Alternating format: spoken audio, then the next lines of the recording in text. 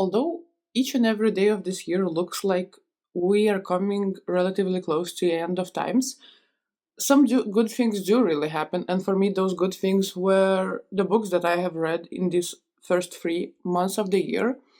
I have read 5 books. I read 6, but one of them was absolutely terrible. It had YouTube links in text, which I really don't know why would you even think about doing that. But others were great. I believe it was last year, the end of the year, where I decided to challenge myself more and read books that maybe I wouldn't really have chosen. And in general, I wanted to travel a bit with my literary adventures. So it was very much successful, and I will probably continue doing this road trip of written word. And I did read 5 books. I will recommend 5 books. I'm not talking about the sixth book because it is insane. I guess immediately starting off with a tough one, which would be Michael Parenti's To Kill a Nation and Attack on Yugoslavia.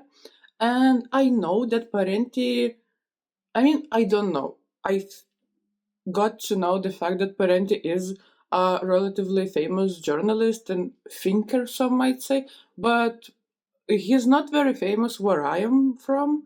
So I really never captured him as a very important figure, let's say. But it's not to say that he was not. I mean, he is not. He is still alive. He's 91 years old, but he is still alive. When it comes to Kill a Nation and Attack on Yugoslavia, it really challenged my worldview when it comes to the wars in Yugoslavia. I always knew that they happened. I mean, I was born during the time that they were happening, and it was what brought the end of Yugoslavia as it is.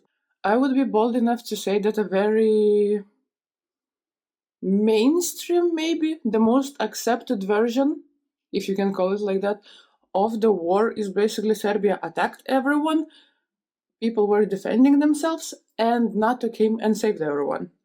Which here is where comes Michael Parenti by his, let's call it, expose on Western interference in this war. I mean, obviously, it's not to say that for me the facts of the war or the war itself are very much black and white. It is more about to say that I probably was never really asking the right questions, and maybe some things they were never told, but I also never even thought about. For example, a very important thing that Parenti brings up actually, it is the involvement of Croatians and Albanians in wars. And involvement not in a sense that they were fighting, but their war crimes, which is a thing that I never really see anyone talking about because, yeah, we have this view of the Serbia as a bad guy, but there's no way only they committed terrible things. I mean, in general, I would say that when it comes to Croatia, they did quite a few war crimes, but somehow we never talk about it and somehow it's just omitted from a popular culture.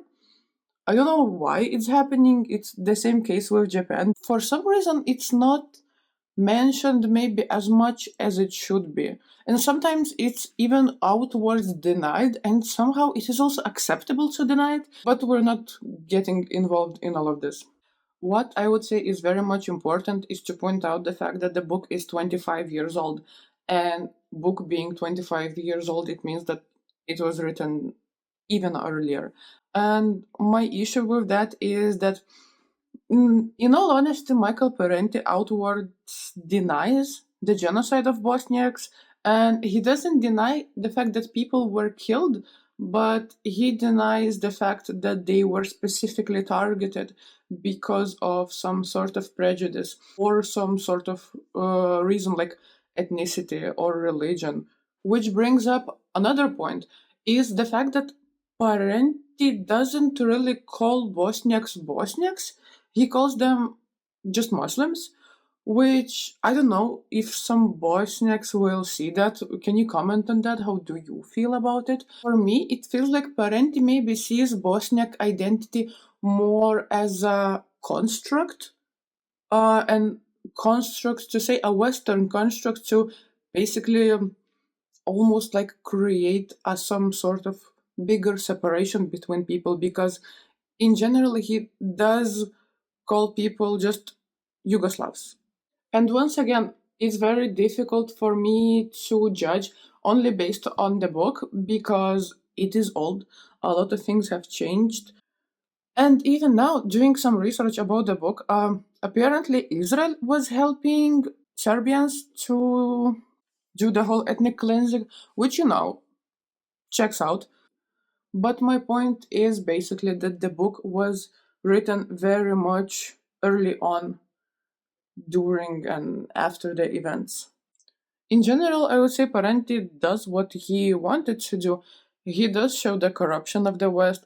He does show not really caring about long-term sustainable future of the countries. He shows how West just really, as stereotypically as it is, just cares about power, resources, and control. So the question is, would I recommend the book? And I would, but as I mentioned before, it is an old book and it should be looked on as an old book. So if you choose to read it before or after, read something else. Read read Wikipedia. Watch a YouTube video. Watch something from Who Supports Serbia and something from Who Supports Albania. In general, just look up different opinions. This year, on the 20th of February, a renowned Haitian writer, Frankétienne, has passed away at the age of 88. He was celebrated not only for his literary writing but what was in it, and in it was preservation of Haitian culture and Haitian language. The history began in the year 1936 in the village Ravine Sèche in Haiti, where our author Frankétienne was born. What makes the upbringing of Frankétienne extremely heartbreaking is the fact that his mother, Annette, gave birth to him when she was just 16 years old, and even more, his father, an American industrialist Benjamin Lyles, at that point was already 63 years old. I wasn't really able to figure out when it happened, but at some point, Benjamin abandoned the family. Later on, it wouldn't be only Frankétienne, but also seven more of his siblings, and somehow Annette was able to raise them. And even more, she was even able to set up her own business and raise enough money to send Frankétienne to school. Frankétienne would become one of the main figures in Haitian literary genre, spiralism. And spiralism is a movement that does reject a very much linear storytelling, and it does favor this very much spiral like immersive experience. And Ready to Burst is exactly that. It doesn't really feel like a written word, but more as an experience that is happening not on the page, but right in front of your eyes. The novel itself is a story about the life under the regime of François Duvalier and what consequences it brought upon young Haitians. And we particularly follow two young men who are searching basically for the meaning and solution of the circumstances that they are living in. I do not really remember a book that touched me more than this one did, because once again, the style of writing is so much more different than what I am used to. It does feel like it just not takes your hand and leads you through the story, but takes your hand and just takes you together for this, let's call it adventure. And the story is unfortunate, the story is painful and hurtful, the story is something that you experience with some sort of heartbreak, but the story also brings up a possibility for a much more better future, and maybe that is what the author wanted really himself and us to feel. In wanting so desperately to speak, I've become no more than a screaming mouth.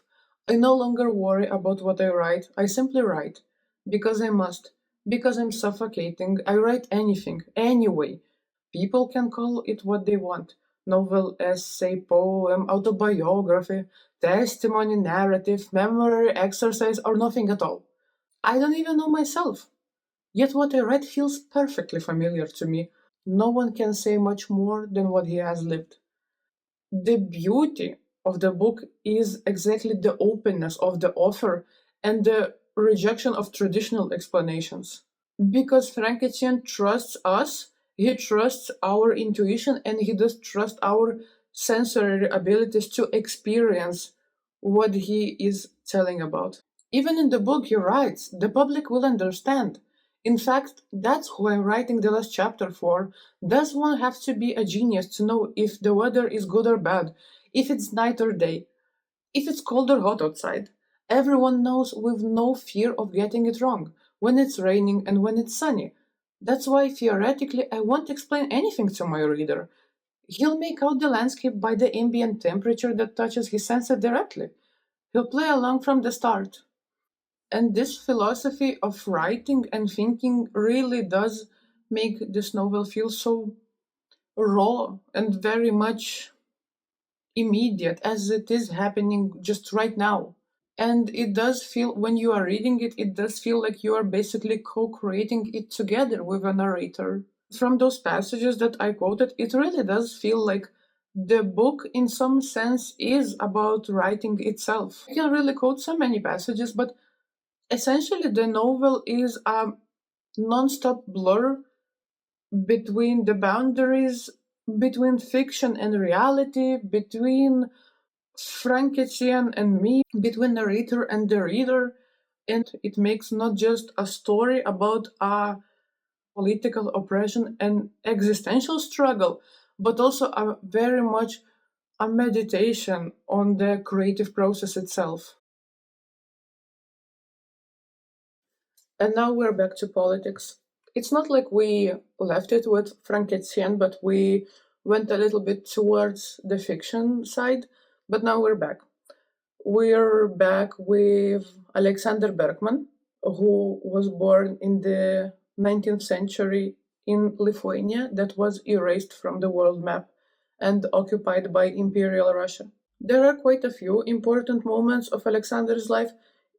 Maybe his companion is much more known, and her name is Emma Goldman, which was a very much popular anarchist ideologist and a revolutionary figure.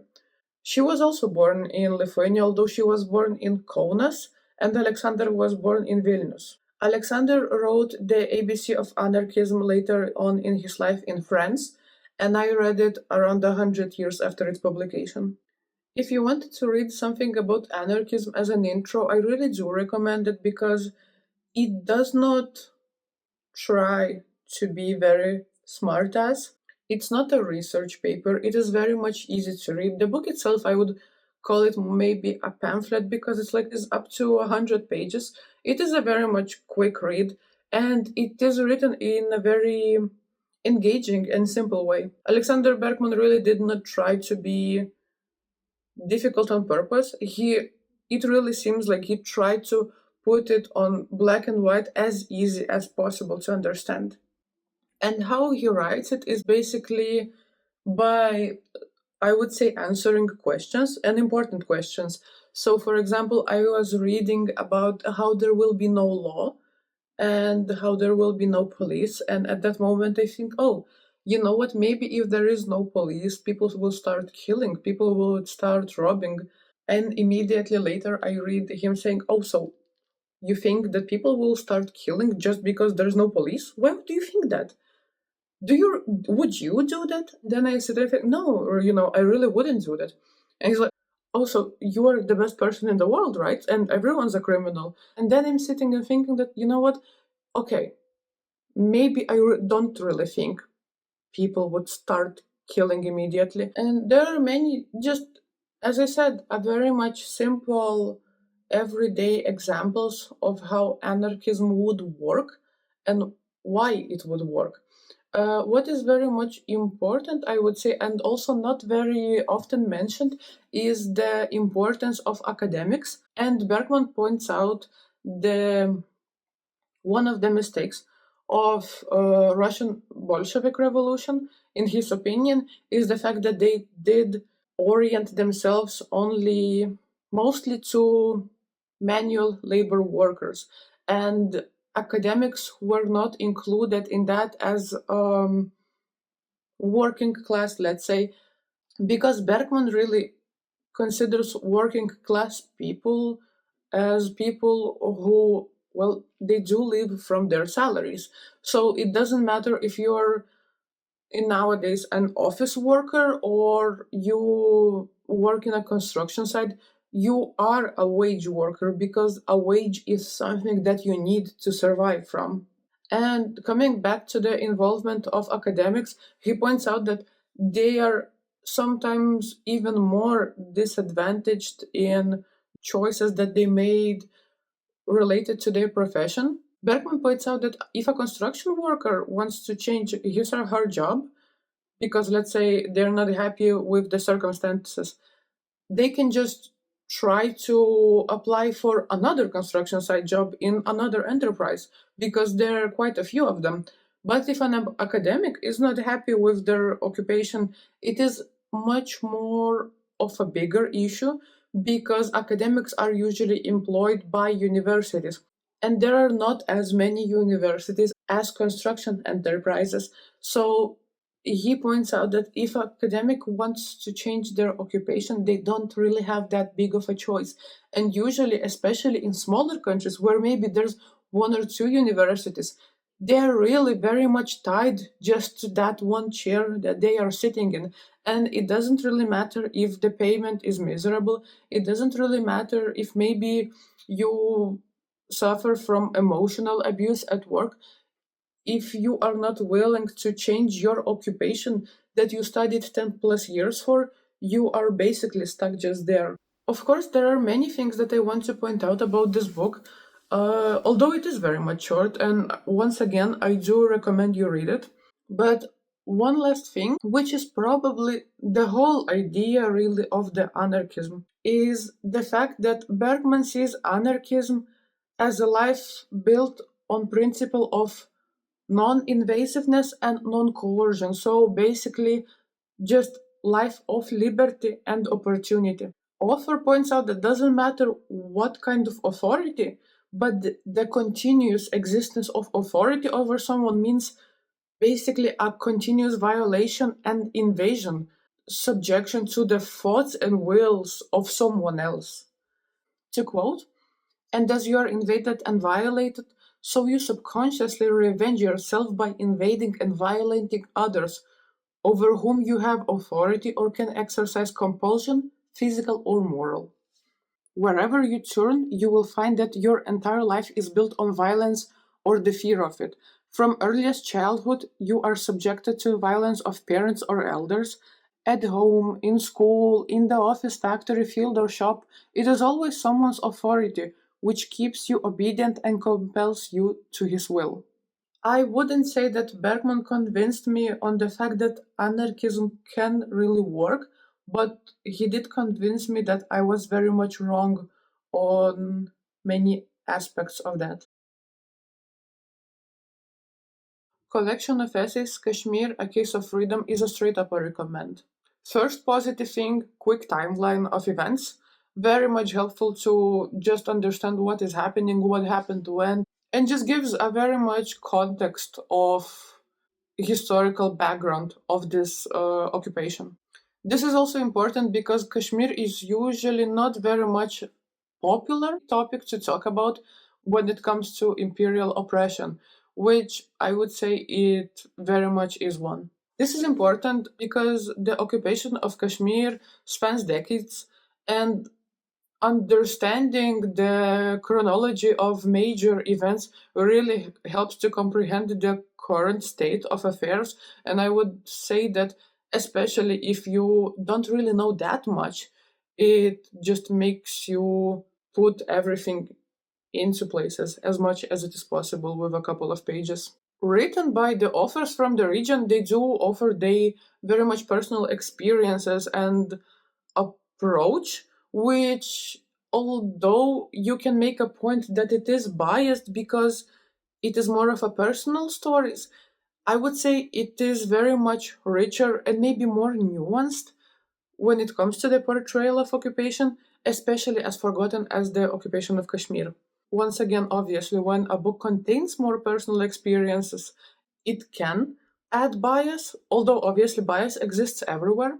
But the subjectivity does, I would say, bring a warm feel, as if you're reading something more of a diary with elements of Kashmiri poetry, and obviously a very much important discussion about the political marginalization of Kashmiris, emphasizing not only the very much lack of meaningful representation and the failure of both Indian and Pakistani governments to address the very much loud aspirations of the Kashmiri people, but also the indifference of the international community when it comes to the Kashmiri cause. It would be fair to say that the main theme of the essays is the advocacy for Kashmiri self determination. As we talked with Parenti's book, self determination is unfortunately not something that is equal for all, and Kashmiris have been fighting for this thing for decades at this point. And authors do point out that despite the systematic violence silencing, Kashmiris do not give up. Not gonna lie, it is a slow read. So if you want something more fast paced, I would advise to skip this book. But if you want to be more aware of what is happening in the world, I do recommend it. While reading some reviews, I did encounter quite a few complaints about the fact that Kashmiri Pandits are not mentioned, so I felt obliged to mention that. But other than that, I still do recommend you read this book. And also, for me, one of the most heartwarming moments was the inclusion of Kashmiri poetry. Even before reading the book, I remember looking up Kashmiri poetry, and unfortunately, I haven't been successful in finding a lot. I have tried to look for translations in Russian and English, and once again, it is really not that much. So, if you do know where to find some, I would be very glad if you could share that. Last, very much important and not very long book is Women's Liberation and the African Freedom Struggle. For starters, it is not fully a book, but more a written down speech delivered by Thomas Sankara, Prime Minister of Burkina Faso, in the year 1987 during a Women's Day. Just jumping right into it, I have read quite a few as well opinions about the fact that Sankara, although wanting to sound powerful, did reinforce quite a few dangerous sexist stereotypes. And in this case, I would really like to bring up the argument of it was a different time, because I don't know in which country do you live, but when you hear news and political moods coming from the Western countries, you do see a lot of this, as it is called, traditional values not coming back because they never disappeared, but making themselves much more loud, which I would say is quite a dangerous thing when it comes to equal rights and equal opportunities. Not to be all political and ideological or whatever, but also we need to remember, coming back to Thomas Sankara, that the speech was delivered in 1987 in Burkina Faso, which before him was called Upper Volta, and it was a very much oppressive towards women.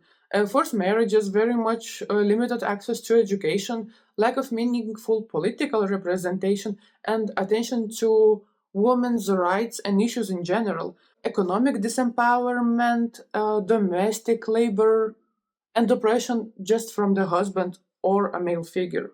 And when Thomas Sankara came, it really did look like he changed quite a few things. For what I see as a stranger coming from a different land and different time, It looks like he really was a very much vocal advocate for women's rights, and especially by the standards of his time and his surroundings.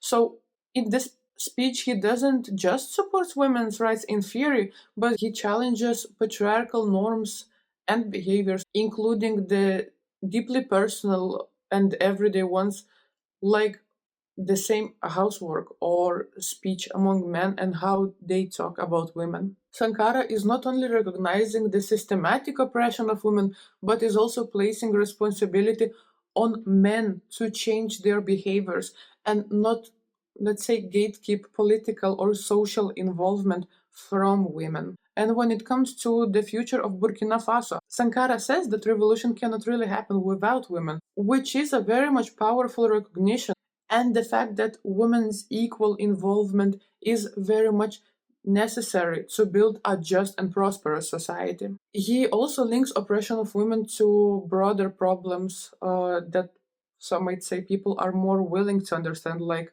colonial oppression. He once again really underlines the fact that the liberation of people is a collective and not individualistic fight.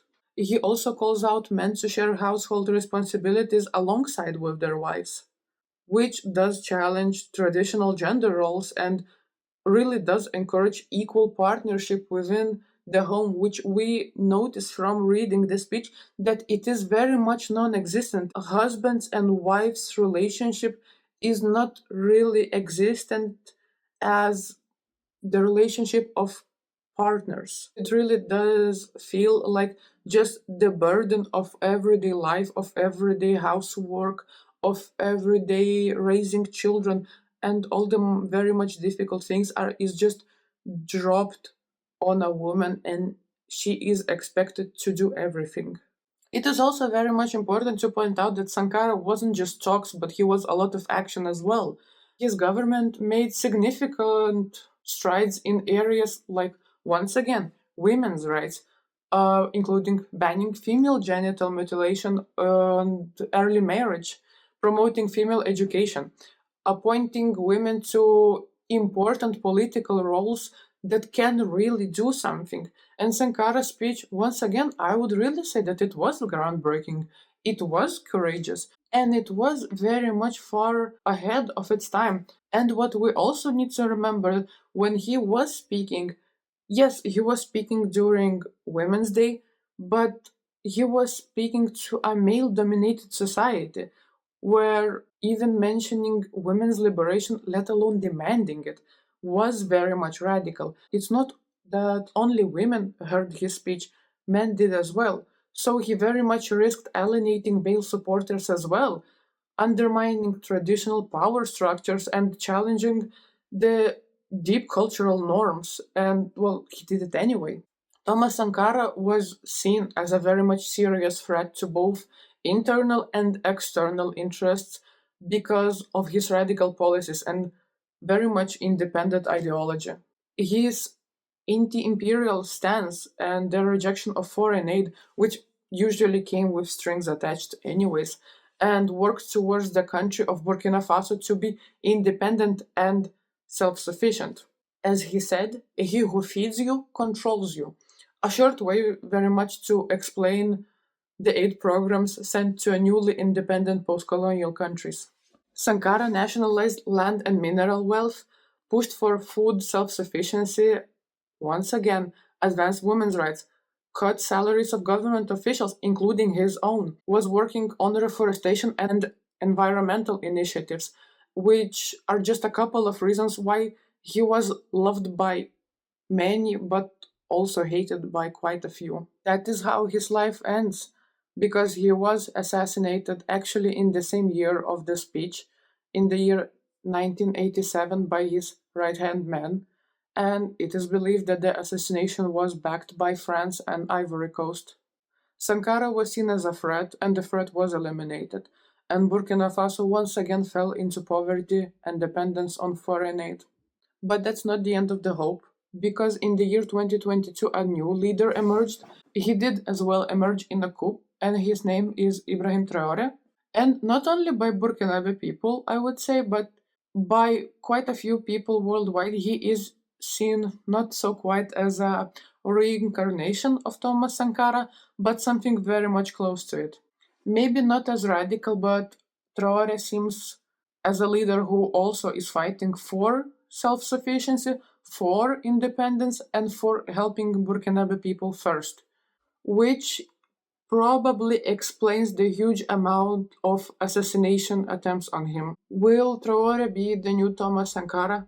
Time will show, but people do deserve the best.